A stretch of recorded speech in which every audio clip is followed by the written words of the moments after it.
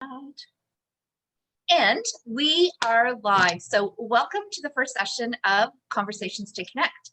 And I'm super excited to be bringing to you a stellar lady, a friend, a colleague, a fellow business person, and just an all-around great person. Today, I'm going to take pleasure in introducing you to Corissa. Corissa, welcome. Thank you. Thanks for having me here today.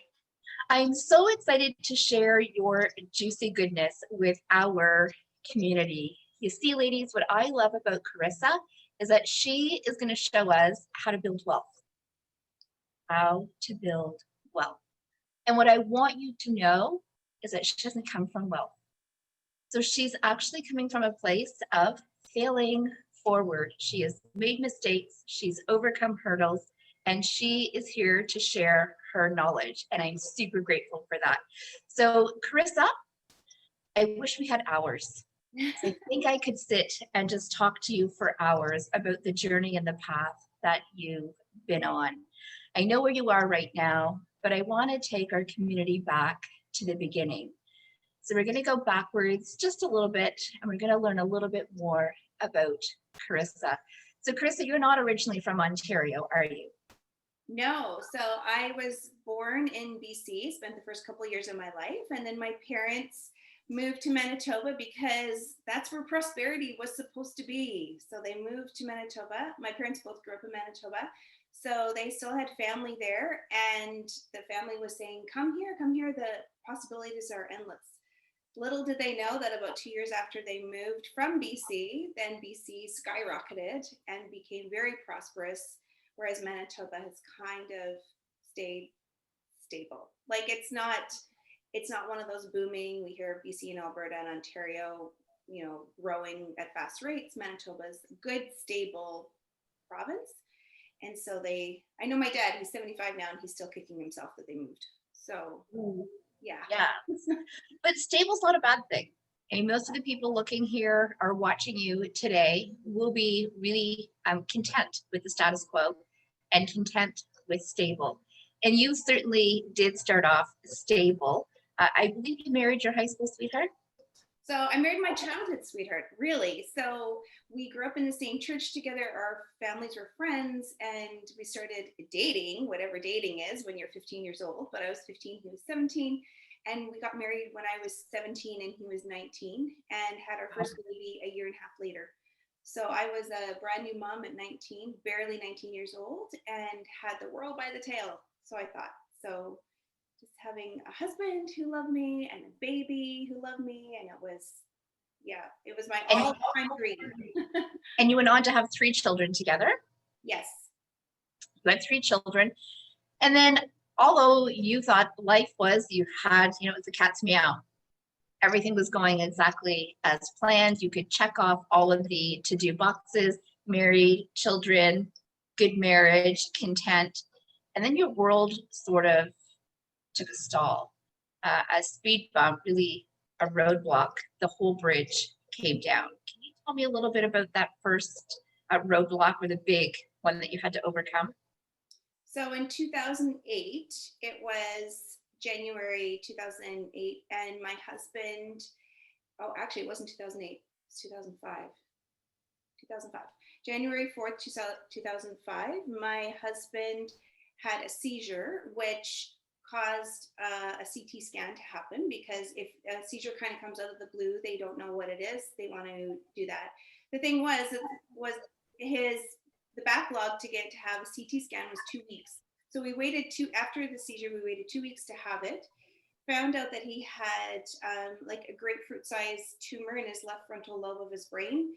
And within 2 days, he was having brain surgery. So our world flipped from being a happy, stable, like I was administrator at our church. He was working for his dad in the cabinet business. And it was just kind of like we were just doing life together and best of friends. And our worlds flipped upside down, like totally flipped upside down. And I didn't know, was I his wife, his nurse, his chauffeur? Like, where did I fit into that? So that's where our lives immediately changed. And about a year later, I did go to university to get my nursing degree while he was stable. And because his prognosis was 6 months to 12 months. And when he made it past that 12 months, I was like, okay, I need to do something for me, and I need to do something that I thought that I needed to help him the best. And I'm going to tell everybody out there, you don't need to become a nurse if your husband or your spouse or your significant other gets sick. You don't need to do that. But that's what I felt I needed to do. So I went to university, got my nursing degree, and was able to care for him better than anybody ever could, because I was his 24/7 nurse every single day for 8.5 years. So, And I think what that also gives us, and many women will relate to that, is that it gave you a sense of control over a portion of your life, where a portion of your life you had absolutely no control over. So I think as women, we do tend to go into that mode and into that role, and we do anything and everything in our power to maintain some sort of control. So I think what you did is logical in that moment. It shows the possibilities of a strong woman. It shows that you can move forward, not always in the path that you wanted, but it also shows that you can be super resilient. Is sadly, we know that your husband's diagnosis, although he lasts longer than anticipated, he is now with the good Lord. right. So his prognosis was 6 to 12 months, like I said, and he lived for 8.5 years, and he died at home. So I helped him with everything. I was his nurse. I did everything for him and helped him die that really good death at home. It was a very peaceful and a good death at home. And I knew before he even died, we had a lot of conversations about what my life would look like after he was gone, because we knew that his cancer was terminal. So we had a lot of conversations about that. And we knew that I was going to be moving from our small town in rural Manitoba into the big city of Winnipeg. So almost the week like after he passed, I already had a realtor come in. What was I going to do with the house? What was I going to do? And 6 weeks later, I was already living in Winnipeg with my children, Wow. my adult children. So just taking charge of my life and doing things on my own because I needed to for myself, but I also needed to look after ourselves financially. So that's what I felt like I needed to do at that point. Yeah. So as a single mom, that's an awful lot to take on, really, in a short amount of time. So good for both of you for having those conversations. So if anybody is watching right now and you've not had those intimate conversations with your spouse, even if there's not something pressing sitting at your kitchen table, I strongly urge you to sit down and do what Corissa and her husband had the opportunity to do and have those tough conversations. So I know you were able to overcome and move forward, and I know that you have his blessing with you, and that you gave him an enormous amount of comfort leaving this world, which is a gift of in itself. I know that you were also able to pull up your socks and regroup. You traveled a little bit so that you could center yourself and find who you were going to be moving forward. Yeah, so after he passed, my kids were settled in our new home, and I decided that I would travel for a little bit. And that's when I met my current husband. That sounds weird, current, but my new husband, Jesse. So it was almost a year after Wayne had passed that I met Jesse, and our eyes locked, and the rest is history. Like, it's pretty incredible how that was. And so he's the one who brought me to Ontario. So I've been in Ontario for 7 years now. Well, we're really grateful that Jesse did that. Super excited that you're in our backyard now. And now I know we're going to fast forward all the way to the present time now. So I know you've been with Jesse for a while. I know you've made a couple of transitions and moves in Ontario. Lo and behold, you are now in Kingston, Ontario, and you are shifting and pivoting. You are just a mover. You're on the go. You are breaking barriers, and you are here to show us how to do the exact same thing. Well, so during our life, so with my first husband and now with Jesse, one thing that I knew for sure was that real estate would give us a good return on our investment. So in my first life with my first husband, we would live in a home for a little bit, pretty it up and sell it for more, and then buy something bigger as our kids were growing or whatever. So it was always like investing that sweat equity and then getting it out, pulling it out, and then getting something bigger, something a little bit better. And so when he passed away, I sold the home. I made a little bit of money on that, but we had a lot of debt. So what happens when your spouse dies is that you inherit all of the debt.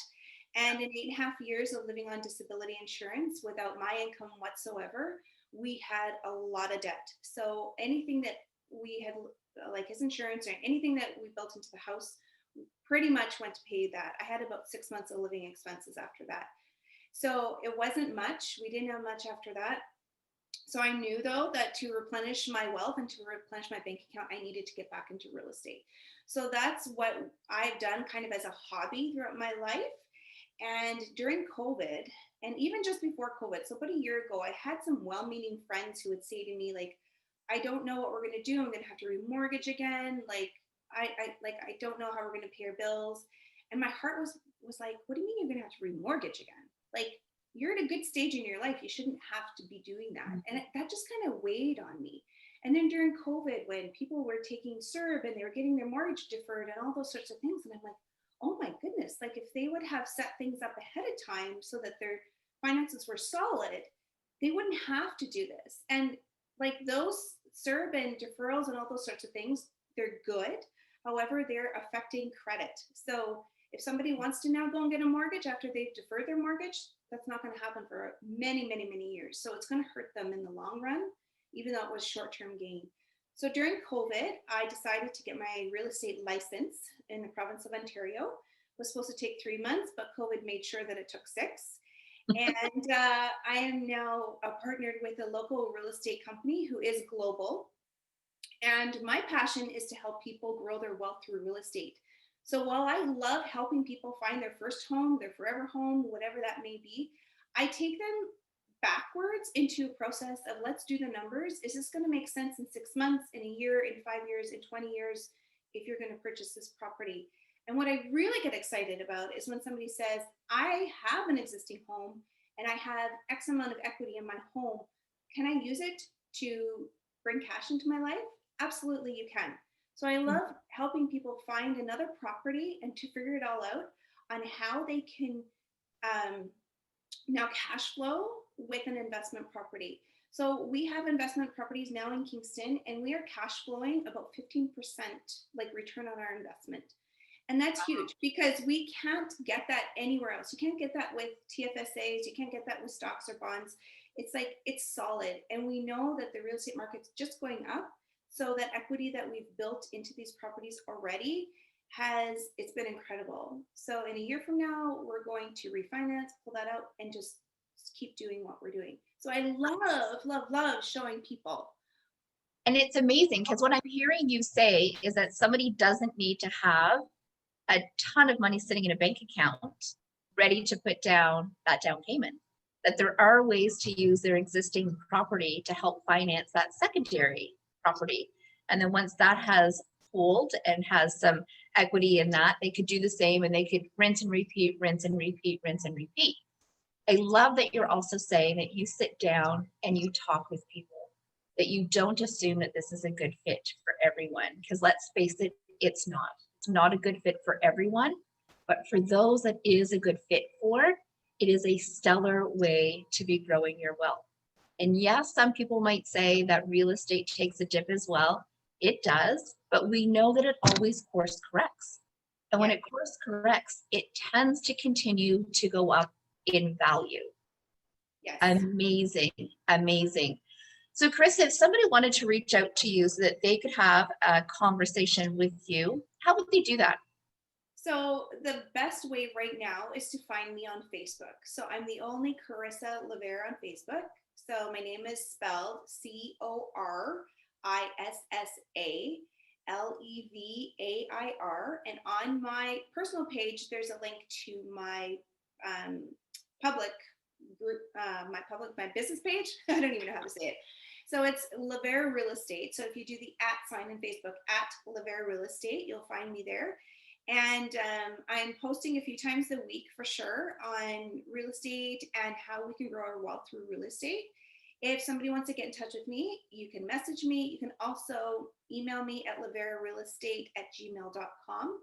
That way you can also text me, but do those things first. And if you can't get a hold of me, then like there's multiple ways to find me. I also have, Perfect. yeah. So I do suggest that you follow Corissa on Facebook, both from a business perspective and a personal perspective. What I always do when I'm looking at somebody in business is I do kind of creep out their personal page as well. I want to make sure that they're sitting in that place of positivity, that they're contributing to our community, and that their values are the same as mine. And Carissa is sitting here because we do have similar values. I would guarantee you that she will look after you like nobody else will. And I also know that if this isn't the right fit for you right now, that she's not going to take you down a path that you shouldn't be on. She will talk to you and have an honest conversation about you and your family and what that looks like for you. So my hope is that Carissa had an impact on you today, just like she has on me. She has shown me that adversity does come in our path, and no matter what you do, there are ways to overcome those challenges. So Carissa will sit with you, not at somebody who has it all, who's been there and done that, but somebody who has had less than, who has had the struggles and the challenges and has overcome them. And she wants nothing more than for you and your family to be successful, whatever that looks like for you.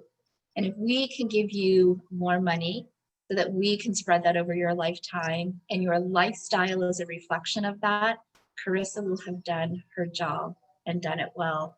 And I know that's exactly what makes her heart sing. So Chris, I want to thank you today for taking the opportunity to speak with me and for sharing some of the intimate details of your life that I know it's hard to share and it's challenging, but it is helping so many people in our community. You are a gift. Thank you. And thanks for having me chat with you today, Sherry. It's always a blessing to chat with you. Awesome. I appreciate it. So ladies and gentlemen, wherever you are, may your cup be full, may your heart be light. And I do hope that whatever you're doing today, that your soul is singing. Sherry Godfrey with Conversations to Connect. And thank you so much for tuning in. Carissa, I can't wait to see you in person. We'll chat and we'll have coffee. Thanks so much for joining us. Thank you, Sherry.